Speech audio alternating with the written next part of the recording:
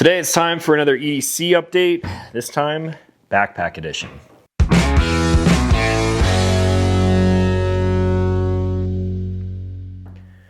What's going on, everyone? Welcome back to the channel. If you're new here, my name is Talon and I make new videos every single week. So if you like what you see here, consider clicking subscribe. This is a piece of gear that is with me pretty much all the time. Not this one in particular, but backpacks. I've been doing a ton of EDC updates and I rarely dive into my backpack stuff because the video would just be super long. So I basically emptied out all of my pockets into this bag as I would if I were driving around, which I am constantly doing.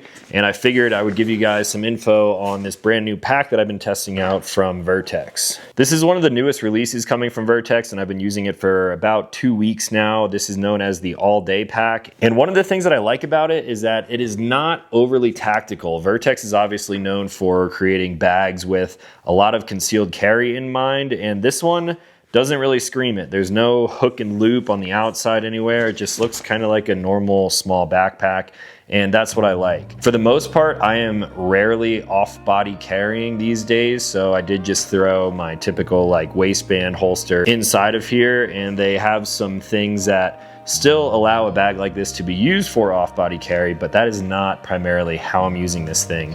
This is basically a big dump pouch for all of my work gear and anything else that I might have with me at the time. So for the outside of the pack, you have really nice padded shoulder pads here. You're obviously not going to be loading this up with a ton of gear, so I don't think you need to go overboard with the padding there. It does have a luggage pass-through, so you can sit this on top of a rolling suitcase, which is nice. I haven't taken a flight with this bag yet, but I do have some coming up, so this thing will definitely be coming along with me. It's got a big stretchy water bottle pocket on the outside, and then 2 smaller pouches in the front and 2 larger compartments across the top. The grab handle on the front here is something that you will find across a lot of Vertx bags, and then they have the hook here so you can hang this thing up at the end of the day. Now you'll notice one of the top zippers here, they have a mini rapid access pole here, and if you're familiar with their other bags, you know exactly what that's for. When this thing is on your back, you would throw one of your shoulders off, and I'm immediately already grabbing that rapid access tab, and that will give you access to whatever you have in here. So let's dive into some of the gear as we talk about the bag a little bit more. In this pouch, I do not have a firearm, but I do have my 16-inch MacBook Pro. They actually don't advertise that a bag like this holds a laptop up to this size, but it is just about big enough where I can zip that up and I don't have to force it into the bag. So 16-inch laptop does fit in here. If you're worried about corner protection, there is not a lot of it there, so I would say be a little bit careful if you're worried about something like that. But this is my main piece of gear that I use to make all of these videos that you guys watch. You will notice that the zipper compartment on here favors to the right side of the bag, so when this thing is on your back, the left side of the bag is going to be generally where you're indexing. So if you are a left-handed shooter, then this might not be the best option for you because obviously you only get a half zip over here on the water bottle pocket side. So just some things to consider. On the inside, they do include this little Velcro holster mount, and if I carried my daily in a holster that was compatible with this, I could put it in here, or I could move it to the inside compartment where I have a little bit more room, because generally this is always with me pretty much wherever I go. In this compartment, you can also add ballistic panels too. I do not have any in here, but most companies out there making soft ballistic panels, they typically make stuff for Vertx bags like this.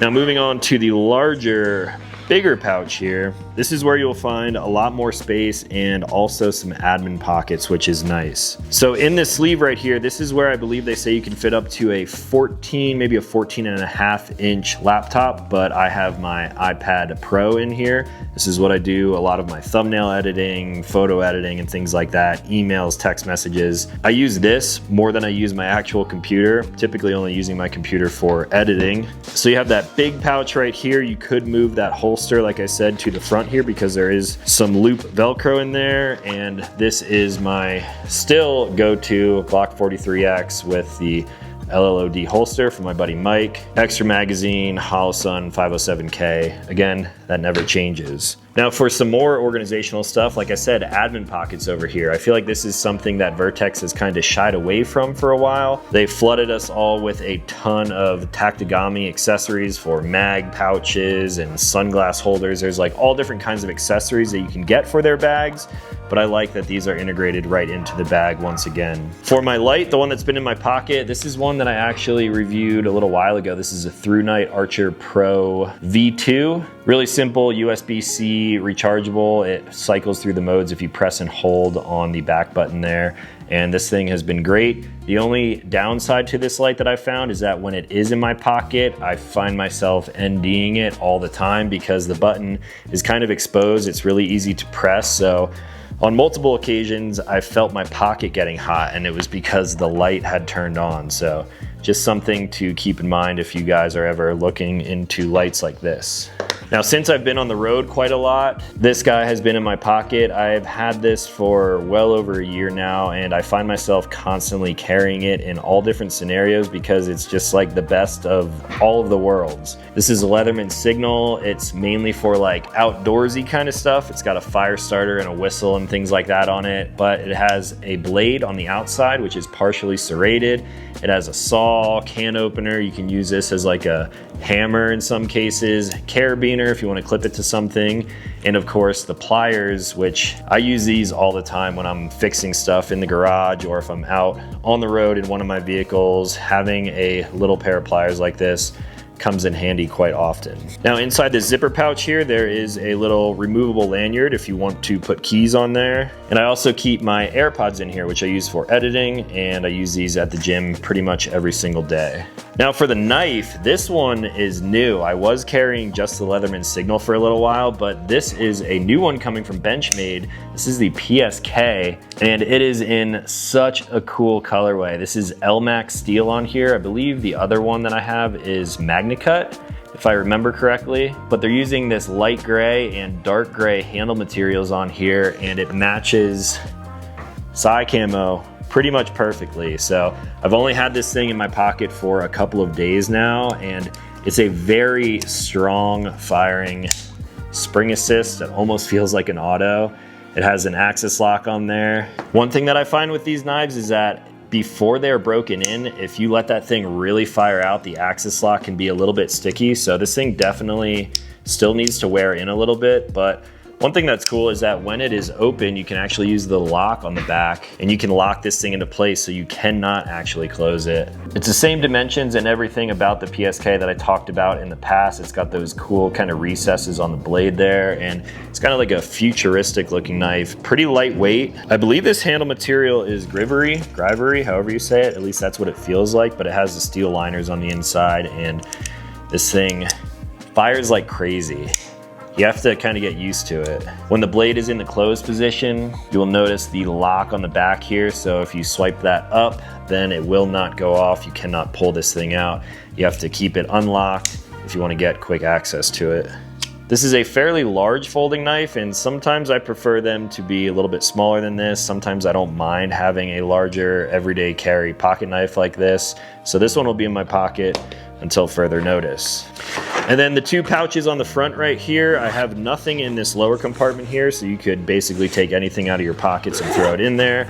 And then on the top here is where I keep my chargers for both my MacBook and for the iPad, which also doubles for my phone charger. This top pocket also has loop Velcro in here, so if you wanted to stick other tactigami accessories or maybe even the holster inside of here, you could do that as well. And when it's all zipped up, it's nice and small, compact, and there's really nothing that tactical about it, which I personally like. So that's not a lot of gear to put inside of this bag, but the reason I like a bag this size is because mainly it fits my laptop in this outer compartment right here with no issue. It fits my iPad inside of the storage pocket here. It fits all of the other gear that I typically leave in my pockets. And then that leaves me with all of this room in here to put basically whatever I need in here. So oftentimes when I'm out filming, I will drop my camera, lens, battery, microphones and stuff inside of this big compartment, and there's plenty of room in there. Is it ideal to just throw a camera into a bag like this without any like protection around it other than a little bit of padding from the bag? No, it's not a camera bag, but at the end of the day, all of these things that I use are tools to me, and I need to have them at the ready as quickly as possible because that's how I like to work. So that is my all day or everyday carry bag that I'll be using and testing out a little bit more over the next couple of weeks. Taking this on a couple of trips with me as well. This is probably like the perfect size for flying, for keeping all of this gear, some cameras, snacks, water bottle, and things like that, all in one place. So if you guys have any questions on my everyday carry for right now, or specifically this bag, let me know in the comments down below. I do have a discount code if you're interested in checking out this bag for yourself. You can pick one of these up and save money at the same time. So that's all that I had for now. If you guys are new to this channel, consider clicking subscribe. I make new videos every single week. As always, thank you for watching. I'll talk to you in the next one.